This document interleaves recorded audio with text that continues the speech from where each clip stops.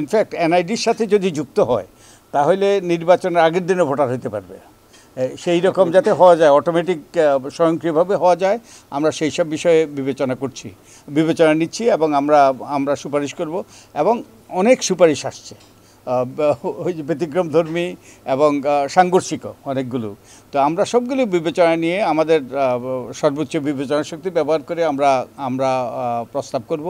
আর যে রোটেশনাল পদ্ধতির কথা বলেছেন, রোটেশনাল পদ্ধতি এবং ওনাদের প্রস্তাব ছিল যে 100 আসনে নারীদের জন্য সরাসরি নির্বাচনের ব্যবস্থা করা।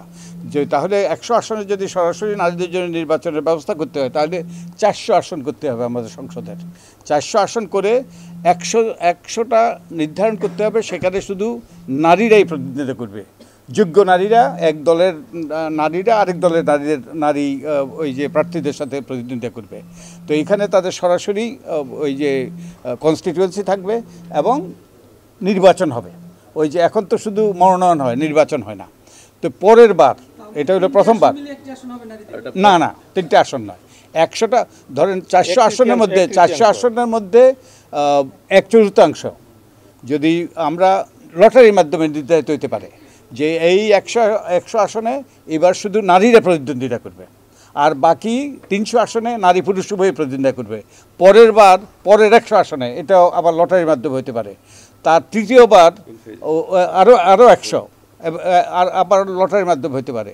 চতুর্থবার ওই যে শেষ 100। তো 4 টার্মের মধ্যে প্রত্যেকটা আসন থেকে একজন নারী সরাসরি অন্যদের সাথে প্রতিদ্বন্দ্বিতা করে যোগ্যতার ভিত্তিতে নির্বাচিত হয়ে আসার সুযোগ পাবে। তো এটা হলে যেটা হবে যে এখন যেরকম ফায়দা দেওয়া হয়, এটা যে আত্মীয় স্বজন টাকা পয়সার বিনিময়ে অনেক কিছু, এটা বন্ধ হবে। যোগ্য নারীদেরকে মনোনয়ন দিতে হবে এবং একই সাথে যে যারা যোগ্য তারা যদি একবার সরাসরি নির্বাচন করে আসতে পারে এবং একই দায়িত্ব একই ক্ষমতা প্রয়োগ করতে পারে, তারা উপরি নয়, এক্সট্রা নয়, তারা অলংকারিক নয়, তখন তারা ওই যে এই 5 বছরের মধ্যে তারা কনস্টিটিউয়েন্সি ডেভেলপমেন্ট বলে, তারা নিবেদিতভাবে কাজ করে, তারা এমন যোগ্যতা এমন ওই যে জনপ্রিয়তা অর্জন করবে, তারা পরবর্তীতে পুরুষের সাথে এগুলো যখন আর নির্ধারিত থাকবে না, সংরক্ষিত থাকবে না, পুরুষের সাথে প্রতিদ্বন্দ্বিতা করে জিতে আসতে পারবে।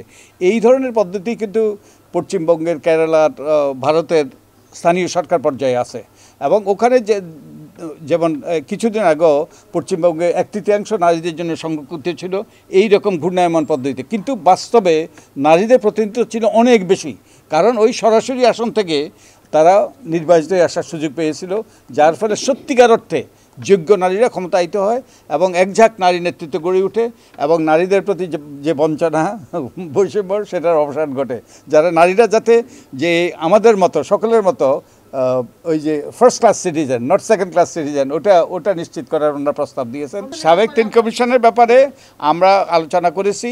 আমরা যেই নির্বাচনী অপরাধগুলো আমরা আবার পর্যালোচনা করছি, নির্বাচনী অপরাধগুলো কিভাবে তাদের ক্ষেত্রে প্রযোজ্য হতে পারে আর এটা যাতে ভবিষ্যতে না হয় সেটার বিষয়ে আমরা পর্যালোচনা করছি। আর আমরা একটা প্রস্তাব করেছি, ওনারা তো সিনিয়র সাংবাদিক, অনেকে সম্পাদক, ওনারা যেন যে বাইদি আমরা গত 3টা নির্বাচনে পর্যালোচনা করছি, আমরা শেখার চেষ্টা করছি, ওনারা যেন ওনাদের ওই যে আপনাদের মাধ্যমে এই যে কিছু অনুসন্ধানী রিপোর্ট করেন যে গত 3টা নির্বাচনে যারা কমিশন ছিলেন কিংবা গুরুত্বপূর্ণ দায়িত্ব পালন করেছেন তাদের সাথে কথা বলে তাদের কাছ থেকে শুনতে যে কি হয়েছে, তাদের দায় তারা কেন করতে পারেন নাই।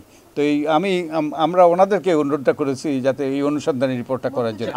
আমরা তদন্ত সংস্থা নয়, আমরা প্রস্তাব করার কিন্তু আমরা তথ্য সংগ্রহ করার চেষ্টা করছি এবং আমরা আপনাদের সকলের কাছ থেকে আমরা সহায়তা চাচ্ছি এবং যাতে আমরা ওই যে এবং আমরা গত 3টা নির্বাচনকে পর্যালোচনা করছি এবং যার ভিত্তিতে আমরা ওই শিক্ষা নিয়ে আমরা ওই যে প্রস্তাব করব। তো আপনাদের সকলের সহায়তা দরকার।